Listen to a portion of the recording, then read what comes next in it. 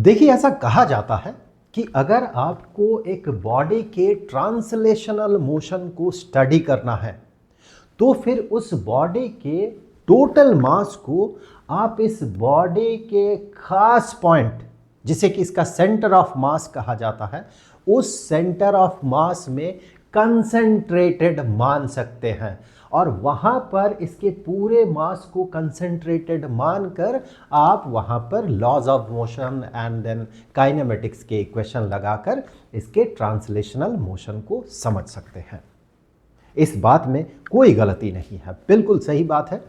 लेकिन centre of mass का जो डेफिनेशन है, जो भी डेफिनेशन है, वो उस डेफिनेशन का एग्जैक्ट मतलब क्या है, सेंटर ऑफ मास को उस तरह से डिफाइन क्यों किया गया है और उस डेफिनेशन के कारण जो सेंटर ऑफ मास का फॉर्मूला निकल के आता है, जो फॉर्मूला आप काफ़ी बार यूज़ कर चुके होंगे, जो फॉर्मूला निकल कर आता है वो आता कहाँ से है और क्या उसे डिराइव किया जा सकता है। तो देखिए, ये जो फॉर्मूला है, ये जो बेसिक फॉर्मूला है कि एक बॉडी के सेंटर ऑफ मास का एक्स पोजीशन या एक्स कोऑर्डिनेट अगर आपको पता करना है तो उसके लिए इस तरह का फॉर्मूला होता है, वाई कोऑर्डिनेट अगर पता करना है तो उसके लिए इस तरह का फॉर्मूला होता है और ओवरऑल हम इसे ऐसे भी रिप्रेजेंट कर सकते हैं। तो ये जो फॉर्मूला है, ये तो रोटेशनल मोशन पढ़ते हुए हम लोग मोस्ट प्रोबेबली फर्स्ट लेक्चर में ही एक्सपोज्ड हो जाते हैं और उसके बाद इससे हम लोग बहुत सारे प्रॉब्लम भी सॉल्व करना सीख लेते हैं।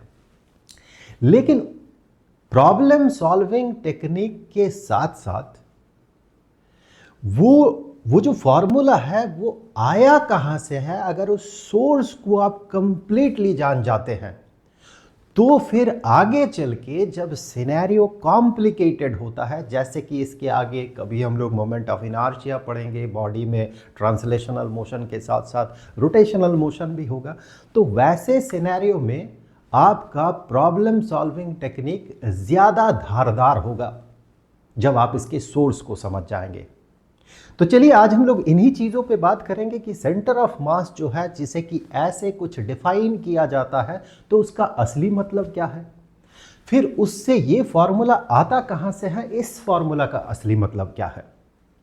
तो देखिए, बेसिकली सेंटर ऑफ मास को जब डिफाइन किया जाता है तो कहा जाता है कि एक ऐसा खास पॉइंट एक बॉडी में, एक ऐसा खास पॉइंट, लेट अस से यहाँ पर वो पॉइंट है, एक ऐसा खास पॉइंट जहाँ पर कि आप इस पूरे बॉडी के टोटल मास को, लेट अस से इसका टोटल मास m है, उस मास को आप यहाँ पर कंसंट्रेटेड मान सकते हैं और फिर अगर इस पे F फोर्स लग रहा है तो आप ये कह सकते हैं कि m मास के बॉडी पे F फोर्स लगने से अगर a एक्सीलरेशन होता है, whereas a is equal to F divided by m, तो वो a एक्सीलरेशन इस पॉइंट को मिलेगा।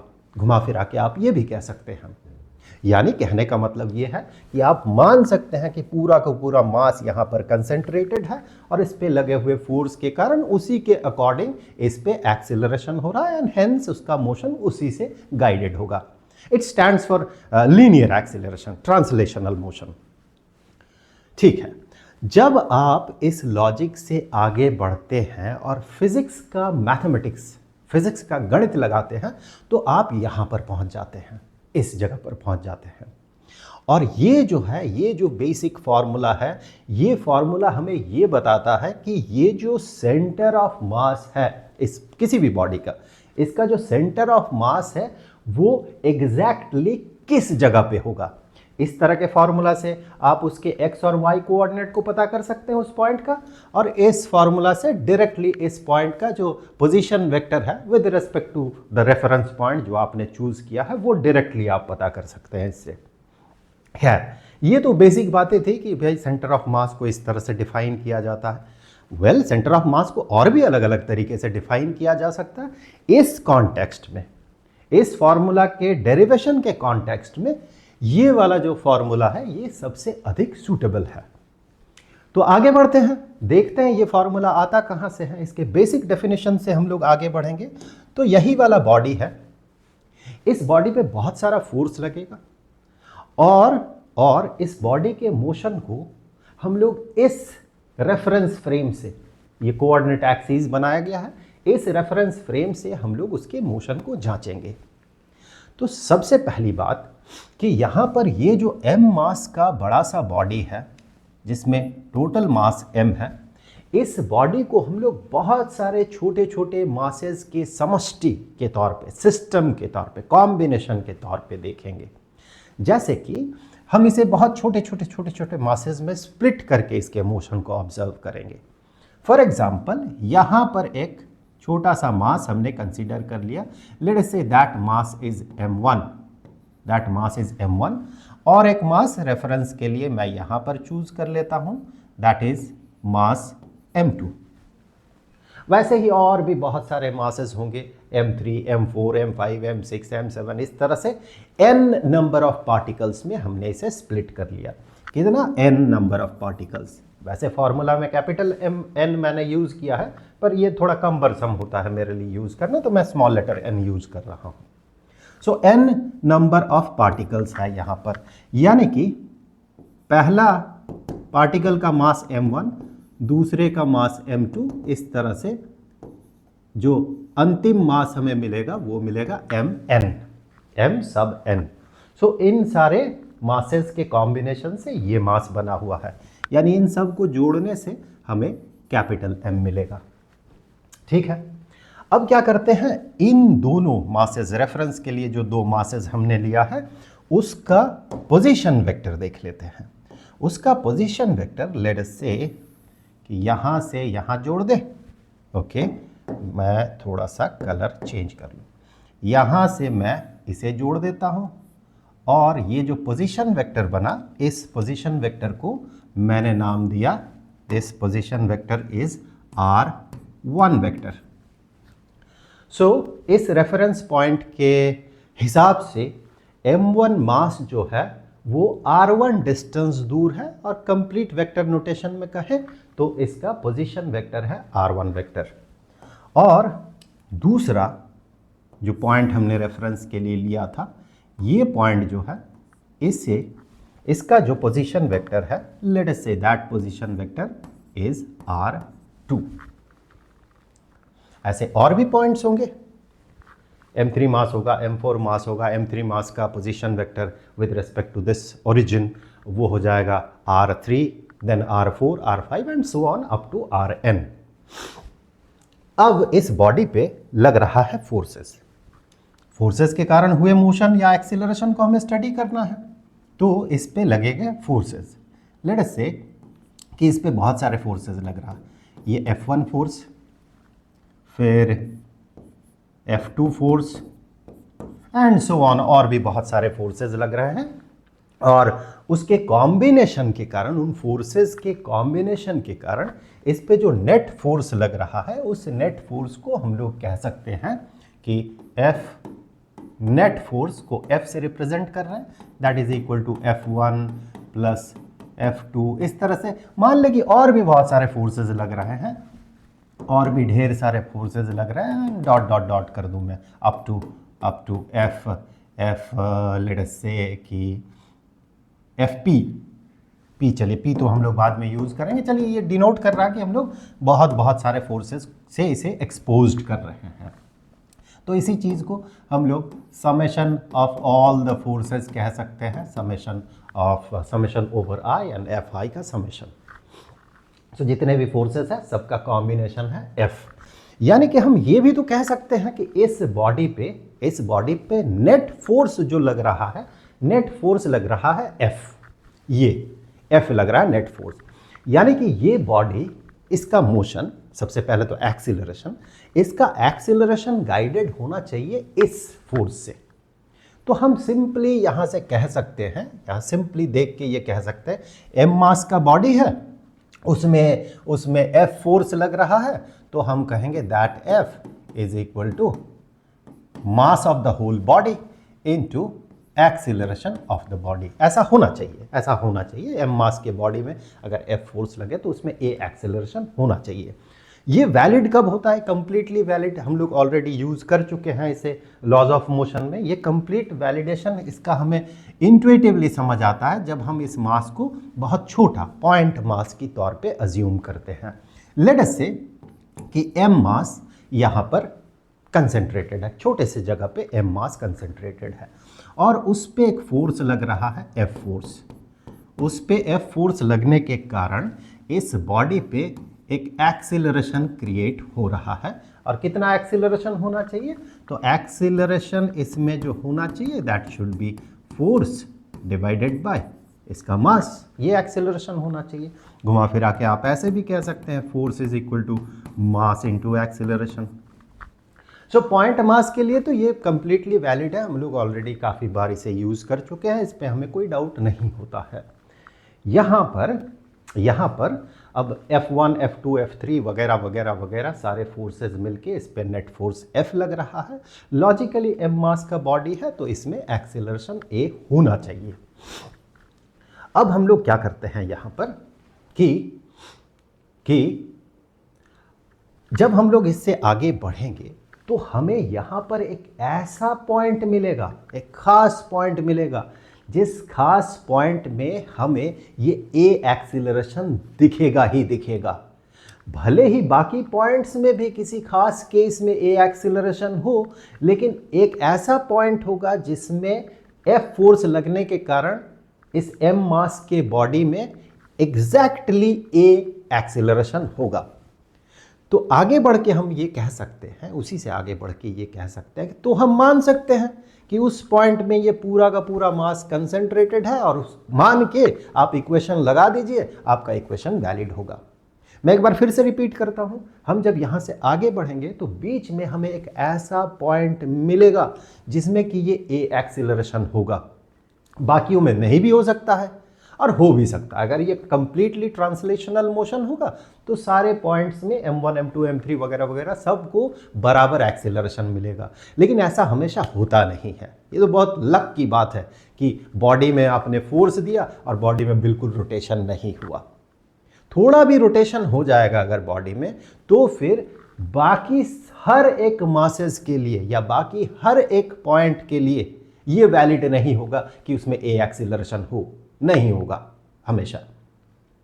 लेकिन एक खास पॉइंट होगा, चाहे बॉडी कितना भी रोटेट कर जाए, उसका एक्सीलरेशन ए का ए ही रह जाएगा। इसीलिए चूंकि वो हमेशा वैलिड होगा, इसीलिए हम ये मान सकते हैं उस पॉइंट में सारा मास को आप कंसेंट्रेटेड मानिए और फिर इक्वेशन लगाइए और कहिए कि वो पॉइंट उस इक्वेशन के मोशन से गाइडेड है या उसका मोशन उन इक्वेशन से गाइडेड है, आप कह सकते हैं।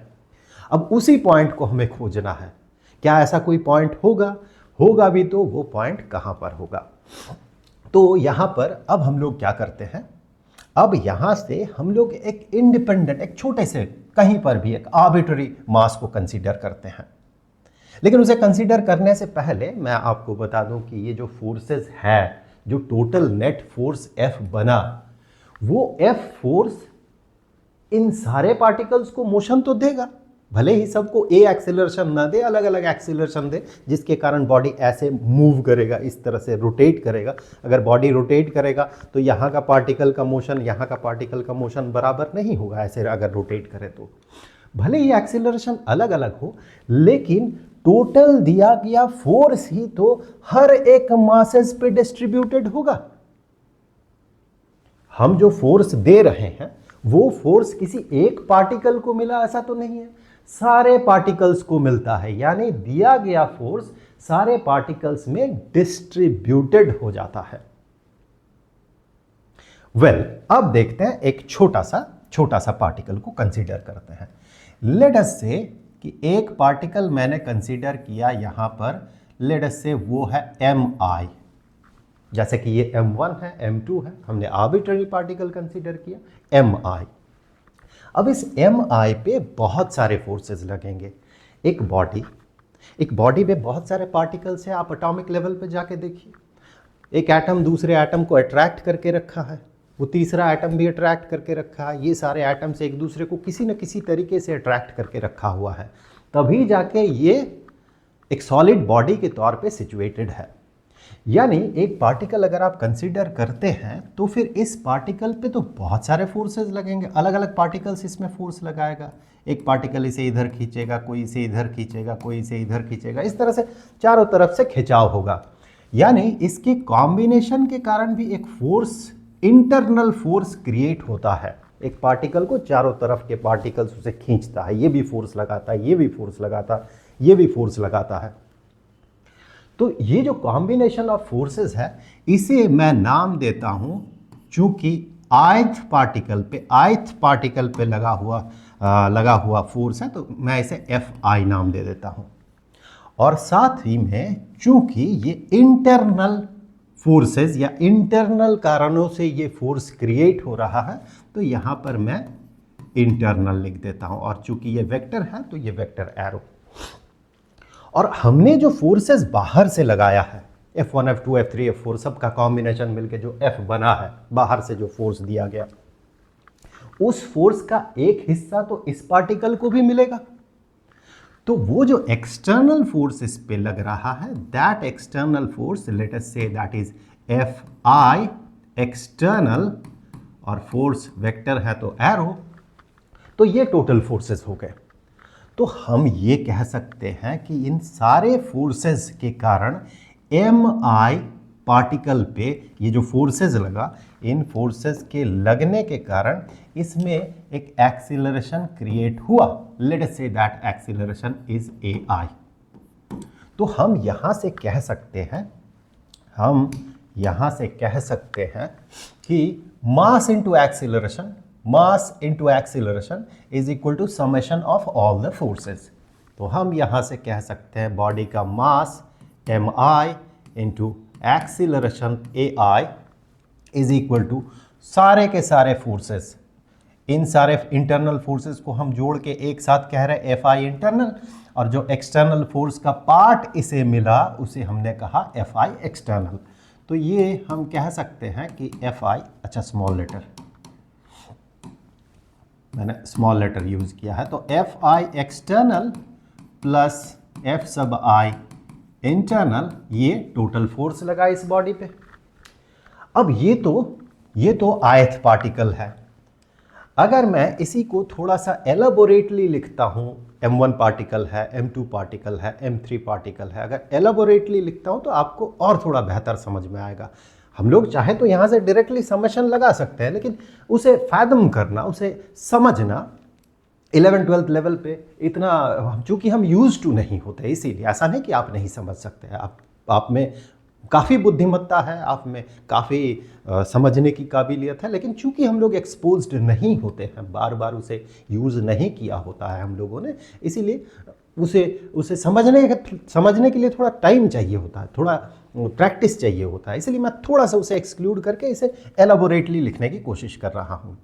जैसे कि फर्स्ट पार्टिकल के लिए जो लॉ लगेगा वो कुछ ऐसा होगा,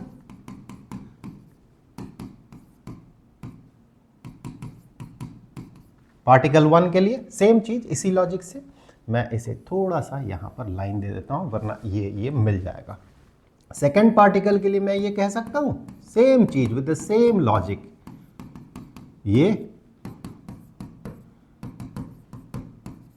उसी तरह से हर एक पार्टिकल के लिए ये लॉजिक लगेगा। और अंतिम पार्टिकल जो है n, mn, an, उसके लिए मैं कह सकता हूं Fn एक्सटर्नल प्लस F सब n इंटरनल, ऐसा मैं कह सकता हूं।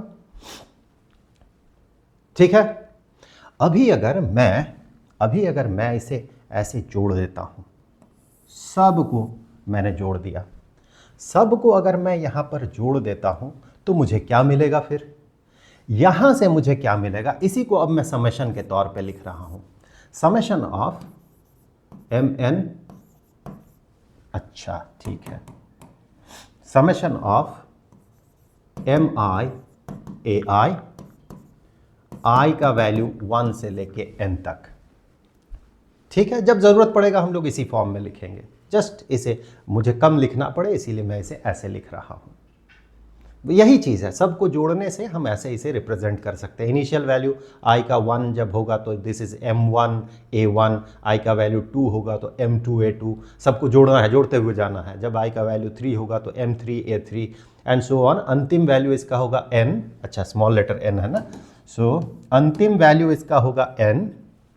तो यहाँ से यहाँ से इसका अंतिम वैल्यू n है, hence the last value will be mnan, and that should be equal to, जब हम इन्हें जोड़ते हैं तो ये जो एक्सटर्नल है, देखिए F1 external, F2 external, Fn external, ये सारे क्या है, हमने जो एक्सटर्नली फोर्स अप्लाई किया है विच इज F, जो एक्सटर्नली फोर्स बाहर से जो फोर्स अप्लाई किया गया, उसी का एक एक हिस्सा एक एक पार्टिकल को मिला है। यानी कि इन सारे फोर्सेस का जब हम वेक्टर एडिशन करेंगे तो ये F के बराबर होना चाहिए, क्योंकि यही F जो है डिस्ट्रीब्यूटेड हो गया n पार्टिकल्स में। और जब इंटरनल फोर्सेस को हम जोड़ते हैं तो हम पाएंगे जीरो। क्यों पाएंगे जीरो? क्योंकि एक बॉडी भीतर तो इसके एट एटॉमिक लेवल पे या इंटर एटॉमिक लेवल पे बहुत सारे फोर्सेस एक्ट कर रहा है, ये उसे खींच रहा, वो उसे खींच रहा, कभी ये उसे धकेल रहा, कभी वो उसे खींच रहा है, सारे फोर्सेस का खेल चल रहा है। लेकिन एक पार्टिकल पे अगर बाहर से फोर्स नहीं दिया जाता है तो क्या उसमें एक्सीलरेशन होता है? नहीं होता है उस पे एक्सीलरेशन। उसमें एक्सीलरेशन होने के लिए एक्सटर्नल फोर्स की जरूरत है, बाहर से उसे कोई फोर्स दे तब जाके इसमें एक्सीलरेशन होगा। अब जब इसमें एक्सीलरेशन नहीं होता है, एक्सटर्नल फोर्स नहीं लगाने से, इसका मतलब बाहर से अगर फोर्स नहीं लगाते हैं तो इस पे नेट फोर्स जीरो लगा होगा, तभी तो ये बॉडी मूव नहीं कर रहा। जबकि भीतर बहुत सारे फोर्सेस का खेल चल रहा है, ये उसे खींच रहा, वो उसे खींच रहा, कभी ये उसे धकेल रहा, कभी वो उसे धकेल रहा। यानी उन सारे फोर्सेस को अगर आप कैलकुलेट करें तो आपको जीरो मिलेगा। टेक्निकली हम उसे नल वेक्टर कहेंगे। चलिए मैं एरो हटा देता हूं, जीरो होना चाहिए। आप ये समझ गए होंगे, इसका नेट फोर्स जीरो होना चाहिए। अब यहां पर हमें यह देखना है कि इस चीज को हम किस और तरीके से रिप्रेजेंट कर सकते हैं और इस चीज को हम किस और तरीके से रिप्रेजेंट कर सकते हैं। जैसे कि इस फोर्स को मैं इस तरीके से रिप्रेजेंट कर सकता हूं, इस तरीके से, और इसे चलिए देखते हैं कि हम कैसे रिप्रेजेंट कर सकते हैं। यही फोर्स कैपिटल M मास पे लगेगा तो उस कैपिटल M मास पे A एक्सेलरेशन क्रिएट करेगा। ये फोर्स वो हमने पहले ही मान लिया है, उसी से ये A डिफाइंड है कि M मास पे F फोर्स लगे तो इतना एक्सेलरेशन बनेगा। अब इसे हम लोग कैसे रिप्रेजेंट कर सकते हैं अलग तरीके से, ये अभी हमें देखना है। अब इसे हम कैसे रिप्रेजेंट कर सकते हैं, इसके लिए मैं नए पेज में चले जाता हूं, इसी को कॉपी कर लेता हूं, इसी को कर लेता हूं कॉपी, और फिर मैं चले जाता हूं नेक्स्ट पेज में। ओके, इतना मुझे चाहिए, ये रेफरेंस के लिए चाहिए मुझे, बाकी ज़ीरो तो हटा देना ही बेहतर है। ओके, सो अभी मैं इस पार्ट को लेकर इसी पार्ट को मैं एक्सटेंड करता हूँ, फिर से खोल देता हूँ इसे। ये है M1A1 plus M2A2 plus M3A3। चलिए इसे लिखने की ज़रूरत है नहीं, मैं डॉट लगा देता हूँ, एंड अप टू MnAn। ठीक है, हम ऐसे रिप्रेजेंट कर सकते हैं। अब इसी चीज़ को एक्सीलरेशन क्या है, एक्सीलरेशन, एक बॉडी का एक्सीलरेशन को हम कह सकते हैं उसके पोजीशन वेक्टर का time derivative, second order time derivative, मतलब टाइम डेरिवेटिव का टाइम डेरिवेटिव, क्योंकि पोजीशन वेक्टर का टाइम डेरिवेटिव उसका वेलोसिटी देता है, वेलोसिटी का टाइम डेरिवेटिव एक्सीलरेशन देता है।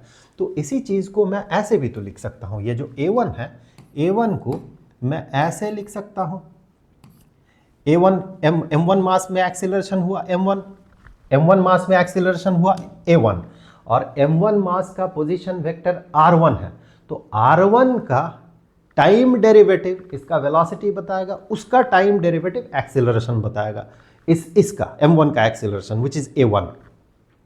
तो फिर R1 का सेकेंड ऑर्डर टाइम डेरिवेटिव अगर हम लेते हैं तो वही तो उसका एक्सीलरेशन हो जाएगा। यानी R1 का second order time derivative, this is acceleration. And M2 के साथ भी जो A2 मल्टीप्लाइड है, उस A2 को मैं ऐसे लिख सकता हूँ, R2 का second order time derivative and so on. उसी तरह से mn एंड an के लिए पोजीशन वेक्टर rn है, उसका सेकेंड ऑर्डर टाइम डेरिवेटिव। ठीक है, ओके। अब यहां से आप देखें, मैं इसी सेम चीज को ऐसे भी तो लिख सकता हूं। इस जो ये जो डेरिवेटिव, सेकेंड ऑर्डर डेरिवेटिव का, इसे क्या कहूं मैं, सेकेंड ऑर्डर टाइम डेरिवेटिव का जो ये सिंबल है, जिसे कि हम लोग ऑपरेटर कहते हैं, ये जो ऑपरेटर है, इस ऑपरेटर को तो मैं बाहर भी निकाल सकता हूं।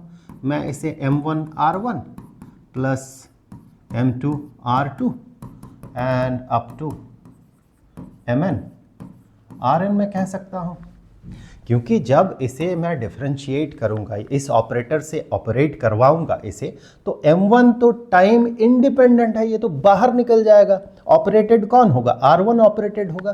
तो ये जब ये ऑपरेटर इस पे ऑपरेटेड होगा तो हमें ये मिलेगा, ये ऑपरेटर जब इससे ऑपरेटेड होगा तो हमें ये मिलेगा, ये ऑपरेटर जब इससे, ये ऑपरेटर जब इस पे ऑपरेट करेगा तो हमें ये मिलेगा। मतलब हम ऐसा कह सकते हैं।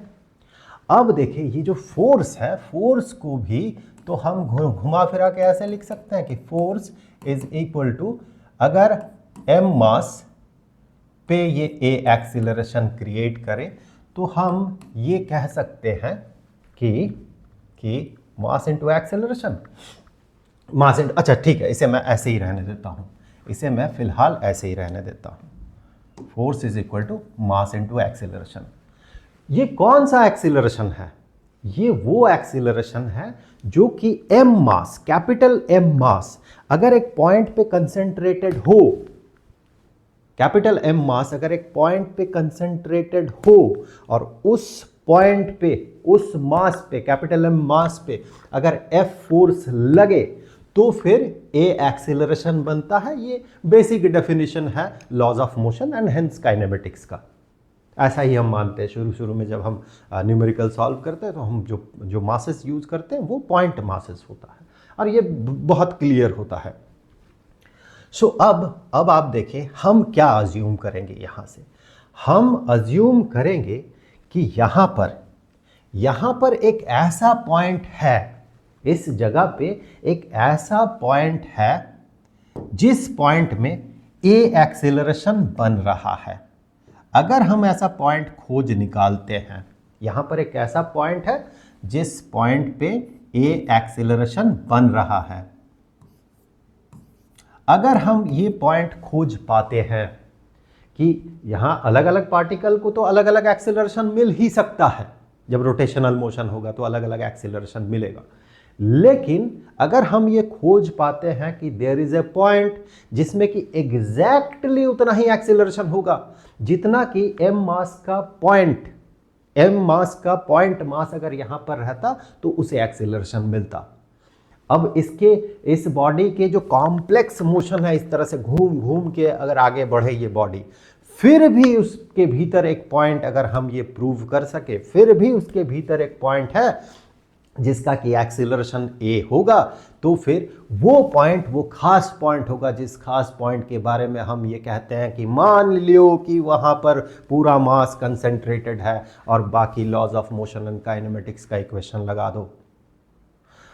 लेट अस से दिस इज दैट पॉइंट, और हम क्या करते हैं, उस पॉइंट का पोजीशन वेक्टर पता कर लेते हैं। लेट अस से कि इस पॉइंट का पोजीशन वेक्टर अभी तक अननोन है, हम जानते नहीं हैं, अभी जस्ट इसे नाम दे देते हैं हम लोग R। ठीक है, तो फिर हमारा अजम्पशन क्या है कि इस पॉइंट को एक्सीलरेशन मिला A, ये हमारा अजम्पशन है। उस पॉइंट का पोजीशन वेक्टर कैपिटल R है।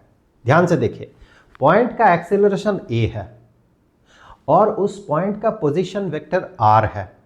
दैट मीन इस R का टाइम डेरिवेटिव A होगा, क्योंकि पोजीशन वेक्टर का टाइम डेरिवेटिव उसका वेलोसिटी वेक्टर होता है, वेलोसिटी वेक्टर का टाइम डेरिवेटिव एक्सेलरेशन होता है। तो ये हमारा अजम्पशन के हिसाब से हम चल रहे हैं, हमें देखना है क्या कौन सा पॉइंट मिलेगा। हमारा एजम्पशन के हिसाब से वो पॉइंट उसका पोजीशन वेक्टर r है, जिसे कि a एक्सीलरेशन मिल रहा है। यानी कि अगर ऐसा हुआ तो फिर ये लॉजिक वैलिड होना चाहिए, ये लॉजिक जो है ये वैलिड होना चाहिए, क्योंकि हम कह रहे हैं उस पॉइंट का पोजीशन वेक्टर कैपिटल R है और उस पर एक्सीलरेशन a मिला है, और पोजीशन वेक्टर का टाइम डेरिवेटिव एक्सीलरेशन वेक्टर होता है। तो हमारा एजम्पशन तभी सही होगा जब ये वैलिड होगा।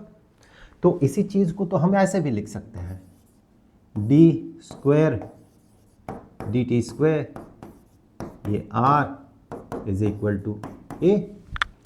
मतलब ये ऑपरेटर इस पे ऑपरेट कर रहा है, this operator is operating on that. ये क्या है? ये वही खास पॉइंट जिसे कि हम सेंटर ऑफ मास कहेंगे, उसी के डेफिनेशन के हिसाब से इस पॉइंट को हमने अज्यूम किया और इस पॉइंट को यहाँ पर लोकेट किया और इसे हमने नाम दिया पोजीशन वेक्टर को आर कैप, माफ कीजिएगा आर वेक्टर आर। ठीक है, ये वो आर है। अब यहां पर देखें मिलता जुलता एक सिनेरियो आपको यहां पर दिख रहा है। ठीक है, ओके, ये तो एक्सीलरेशन है ना, ये एक्सीलरेशन है, पर ये जो हम पता कर रहे हैं ये एक्सीलरेशन नहीं है, दिस इज नॉट एक्सीलरेशन। ये क्या है? This is force. फोर्स से हमें ये मिला, तो ये अगर फोर्स है तो हमें इसे फोर्स के टर्म में लिखने के लिए क्या करना होगा? इसे फोर्स के टर्म में लिखने के लिए हमें इसके साथ वो मास मल्टीप्लाई करना होगा। खैर चलिए, इसे मैं अलग तरीके से ले जाता हूं। तो अब हम लोग दिस फोर्स ये बना, ठीक है। अब यही वाला फोर्स जो है मास m mass into a acceleration है, द सेम थिंग।